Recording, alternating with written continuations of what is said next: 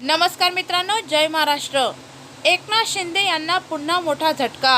कोणत्याही महत्त्वाची बातमी बघूया। पुढील काही महिन्यात राज्यात स्थानिक स्वराज्य संस्थांच्या निवडणुका होऊ शकतात।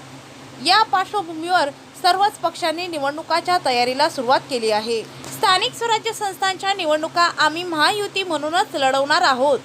एखादी दुसरी जागा अपवाद असू शकतो, मात्र महायुती हाच आमचा पहिला पर्याय आहे, असं मुख्यमंत्री देवेंद्र फडणवीस यांनी म्हटले आहे। तसेच महायुतीमधील अनेक नेत्यांनी देखील हीच भूमिका मांडली आहे। मात्र दुसरीकडे महाविकास आघाडीचं या निवडणुकांबाबत कोणतंही चित्र अद्याप स्पष्ट झालेले नाहीये। स्थानिक स्वराज्य संस्थांच्या निवडणुकांपूर्वी आता पक्षांतराला वेग आल्याचं पाहायला मिळत आहे। महाविकास आघाडीच्या काही दिग्गज नेत्यांसह पदाधिकाऱ्यांनी महायुतीमध्ये प्रवेश केला आहे। विधानसभा निवडणुकाच्या निकालापूर्वीच हे पक्ष प्रवेश सुरू आहेत।